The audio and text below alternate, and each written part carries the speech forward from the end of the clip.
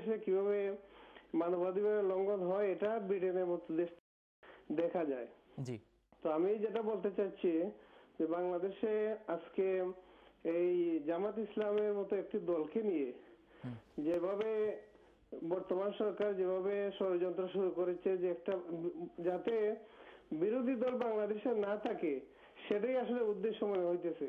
কারণ যদি না হইতো তাহলে বঙ্গবন্ধু শেখ মুজিবুর রহমান উনি যেহেতু যুদ্ধের পরে বাংলাদেশ স্বাধীন হওয়ার পরে উনি সাধারণ ক্ষমার মাধ্যমে সবাইকে মুক্তি দিয়েছিলেন। তারপরে কিন্তু এই ইস্যুটার সমাধান হয়ে গেছে। অসংখ্য ধন্যবাদ। যাচ্ছি পরে কলে দেখে কি আছেন। হ্যালো, আসসালামু আলাইকুম। হ্যালো, আসসালামু আলাইকুম, কে বলছেন? ভাই আমি ফখরুল ইসলাম বলছি। জনাব ফখরুল ইসলাম, কোত্থেকে ফোন করেছেন আপনি? আমি লন্ডন থেকে বলছি ভাই। আপনার অভিমত?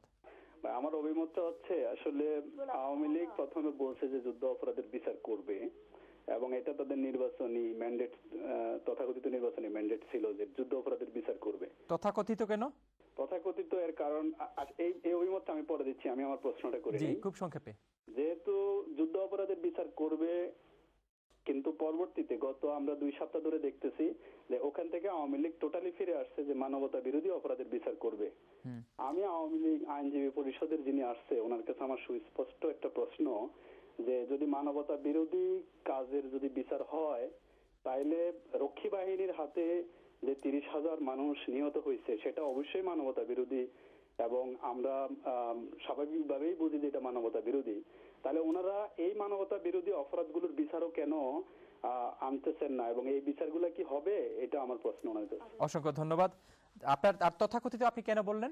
আপনাকেও ধন্যবাদ। তথাকথিত আমি বলছি এই জন্য যে নির্বাচনের আগে আওয়ামী লীগ যতগুলো ম্যান্ডেট আওয়ামী লীগ দিয়েছে যে 10 টাকা চাউল খাওয়াবে, ঘরে ঘরে চাকরি দিবে, তারপরে মানে যতগুলো ম্যান্ডেট দিয়েছে, আমরা আজকে যদি চিত্রটার দিকে আপনি দেখেন মাত্র গত 14 মাসের, তাহলে আপনি নিজে বলেন যে আপনার কাছে কি মনে হয় যে আওয়ামী লীগ কোনো একটা ম্যান্ডেটেই সঠিকভাবে রাখতে পারবে এই উদ্দেশ্যে দিয়েছে? কারণ বাংলাদেশে এটা মানুষকে একটা পাগল বানানো অথবা বোকা বানানোর জন্যই বলা হয়েছে যে 10 টাকা আমরা চাল খাওয়াবো। আওয়ামী লীগ একদম টোটালি অস্বীকার করতেছে এখন যে তারা কখনোই এই বক্তৃতা দেয়নি, ইভেন প্রধানমন্ত্রী পর্যন্ত অস্বীকার করছেন যে এই কথা আমরা বলিনি। অথচ শত শত ভিডিও এবং শত শত রেকর্ডে আছে, ওনার প্রত্যেকটা ভাষণ রেকর্ড আছে, প্রতিটা ভাষণেই আমরা শুনছি সরাসরি টিভির মাধ্যমে, আমরা দেখছি সরাসরি টিভির মাধ্যমে। কিন্তু এখন সেই প্রধানমন্ত্রী গত কয়েকদিন আগে স্পষ্ট বললেন যে আমরা 10 টাকা চাল খাওয়ানোর কথা বলিনি। অসংখ্য ধন্যবাদ, অসংখ্য ধন্যবাদ। যাচ্ছি পরবর্তী কলে দেখি কি আছেন। হ্যালো, আসসালামু আলাইকুম। আসসালামু আলাইকুম। ওয়ালাইকুম সালাম, কে বলছেন এবং কোত্থেকে বলছেন? আমি আলতাফ আলী বলছি স্কান্ত থেকে। আপনার অভিমত? আমার অভিমত কি বলবো কেন, এইটা আমার অভিমত এইটাই আপনাদের সবার কাছে এবং যারা প্যানেল আছে সবার কাছে, প্রত্যেকের আল্লাহ রাব্বুল আলামিন বিবেক দিয়েছে। এই যে আজকের নিউজও দেখছি, এই যে আমাদের মাননীয় স্বরাষ্ট্রমন্ত্রী উনি বলছেন যে যুদ্ধ অপরাধীর বিচার এই দেশেই করবো, আর এই নিজামি এই নাই সেই নাই, মানে গর্দনা খাটাটাকে আর হত্যা কথা নাই। জি, আপনার অভিমতটা কি?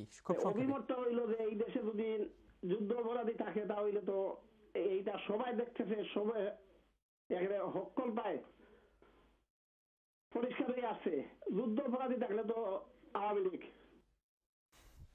আচ্ছা, অসংখ্য ধন্যবাদ। একই রকম অভিমত, আগের অনেক কলারের মতো আপনারও একই অভিমত। যাচ্ছি পরবর্তী কলে দেখি কে আছেন। হ্যালো, আসসালামু আলাইকুম। জি, ওয়ালাইকুম আসসালাম। কে বলছেন? নামটা না হয় নাই বললাম, আমি ম্যানচেস্টার থেকে কথা বলছি। আপনার অভিমত? আমি আপনার বাম পাশে যে আওয়ামী লীগের যে আইনজীবী ভাই আছে ওনার সাথে একটু কথা বলতে পারি? জি, খুব সংক্ষেপে। আমি শুনছি। আচ্ছা, আমি ওনাকে, আপনি তো আইনজীবী, আমি আপনাকে একটা প্রশ্ন করতে চাই। অবশ্যই বলেন। আপনারা বলছেন যুদ্ধাপরাধী বিচার, জি, আবার পরোক্ষণে বলছেন যে মানবতা বিরোধী বিচার। জি, এখন যুদ্ধাপরাধী বিচারটা ঠিক আছে, ট্রাইব্যুনাল করা যেতে পারে। মানবতা বিরোধী যে কার্যকলাপগুলো সেগুলো কি ডিল করার জন্য আমাদের দেশে প্রচলিত কোনো আইন নেই? আপনাকে যদি আমি প্রশ্ন করি যে আপনি একজন বিবেকবান মানুষ হিসেবে গত 40 বছর, বাংলাদেশের আইনের পরিপ্রেক্ষিতে আমি বাংলাদেশের আমি আইনজ্ঞ নই, আমি আপনার কাছে বাংলাদেশের আইনের সংজ্ঞা চাচ্ছি যে মানবতা বিরোধী যে কার্যকলাপগুলো হয় আমাদের দেশে, জি। এগুলো কি ডিল করার জন্য আমাদের দেশে প্রচলিত কোনো আইন নেই? যেহেতু এটার জন্য আমি প্লিজ শেষ করি জি। যে এইটার জন্য কেন ট্রাইব্যুনাল করতে হবে? আপনারা তো বলছেন যে না আমরা যুদ্ধাপরাধীর বিচার করছি না, জি। আমরা মানবতা বিরোধীদের বিচার করছি, যারা নাকি জি। হত্যা, লুণ্ঠন, অগ্নিসংযোগ, বিভিন্ন রকমের অত্যাচার করছে। জি। এগুলোর জন্য কি আমাদের বাংলাদেশে পেনাল কোডে কোনো আইন নাই এগুলোকে ডিল করার জন্য? এগুলোর জন্য কি আপনার স্পেশাল ট্রাইব্যুনাল করার প্রয়োজন আছে?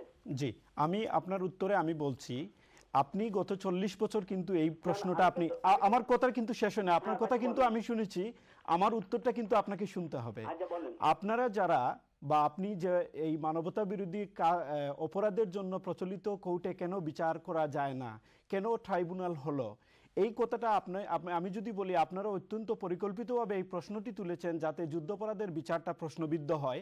কেন আপনারা যারা এই প্রশ্ন করেছেন, কেন গত 40 বছর কেন আপনারা প্রচলিত আইনে বিচার করেন নাই? আর এই প্রচলিত আইনে বিচার না করে বর্তমানে যুদ্ধাপরাধের ট্রাইব্যুনালের মাধ্যমে করার কারণ হলো, একসাথে যুদ্ধাপরাধ এবং যুদ্ধকালীন সময়ে সংগঠিত এই মানবতা বিরোধী অপরাধ দুটোই একসাথে করা যেতে পারে, এবং এটা 1973 সালের আইন অনুযায়ী এটা করা সম্ভব। সুতরাং আপনারা যারা অত্যন্ত পরিকল্পিতভাবে আপনারা যারা 40 বছর এই বিষয়টা এড়িয়ে গিয়েছেন এবং জি, আপনারা যে কথাগুলো বলছেন এগুলো আপনারা বলছেন না, বাইরের নির্দেশ আপনারা বলছেন। জি, এই কথাগুলো না, আপনারা বলছেন না, জি। আপনারা বলছেন বাইরের থেকে নির্দেশে। না, আপনি তো বললে হবে না, এইটা তো আপনার বাংলাদেশের প্রচলিত আইন অনুযায়ী এইটা হচ্ছে, এবং যে প্রচলিত আইনের দোহাই দিয়ে আপনারা বিষয়টাকে ভিন্ন খাতে প্রবাহিত করার চেষ্টা করছেন, সেই প্রচলিত আইনকে গত 40 বছর আপনারা ব্যবহার না করে বরঞ্চ যারাই যুদ্ধাপরাধের বিষয়ে কথা বলেছে তাদেরকে রাষ্ট্রদ্রোহ অপরাধী করে তাদেরকে জেলে আপনারা অসংখ্য ধন্যবাদ। যাচ্ছি পরবর্তী কলে, দেখি কি আছিলেন, আমি আসবো আপনার কাছে। হ্যালো, আসসালামু আলাইকুম।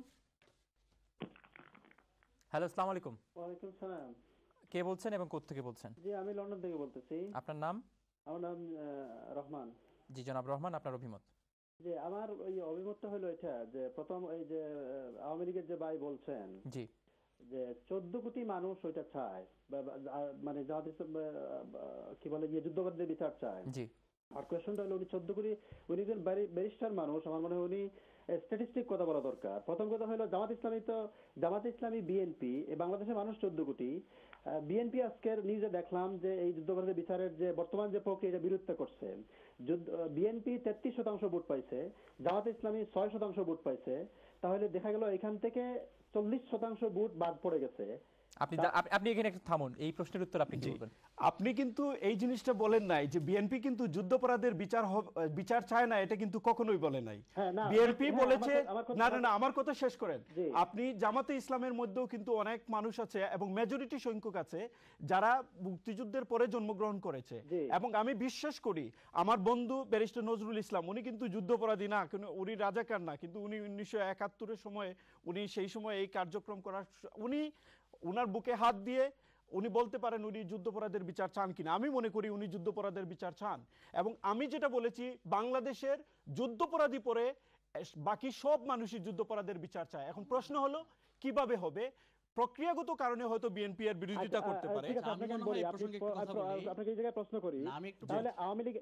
আমি একটু কথা বলি ব্যাপারে, সেটা হচ্ছে যে আজকে 2 সপ্তাহ যাবত যেটা হচ্ছে, মানে বাংলাদেশের উনি তো একটা স্ট্যাটিস্টিক্স দিলেন। হ্যাঁ রহমান সাহেব, আপনি একটু থামেন। স্ট্যাটিস্টিক্স দিলেন যে বিএনপি এবং জামাতের ভোট বিবেচনা করলে এটা 40%। জি, তা আসলে তার চেয়ে বড় বিষয় আওয়ামী লীগ কিন্তু যুদ্ধাপরাধীর বিচার চাচ্ছে না। এখন কেন চাইবে? সুস্পষ্ট ঘোষণা করেছেন, আইনমন্ত্রী ঘোষণা করেছেন যুদ্ধাপরাধীর বিচার চাই না, আমরা এখন মানবতা বিরোধী বিচার চাই। কেন চাই না এটা এখন আমি বলি। সেটা আপনি আসলে আগে শুরুতে বলেছেন, সেটা হচ্ছে যে ইন্টারন্যাশনাল ট্রাইব্যুনালস অ্যাক্ট 1973, সেখানে সেকশন 3(2)D-তে বলা হয়েছে ওয়ার ক্রাইমের ব্যাপারে, এবং সেই ওয়ার ক্রাইম যদি বিচার করতে যায় এইটা very much difficult to prove, এবং সেক্ষেত্রে পাকিস্তানের 3000 সোলজারকে নিয়ে আসতে হবে এখানে, এবং সেখান থেকে তারা যেহেতু আবার তদন্ত কমিটি করেছে সেই তদন্ত কমিটি আবার করতে হবে, এবং তদন্ত কমিটির মধ্যে বিচার বিশ্লেষণ করতে হবে, এবং আগে যে তারা তো ইনভেস্টিগেশন কিন্তু পাকিস্তানের প্রক্রিয়া তো শেষ হয়ে গেছে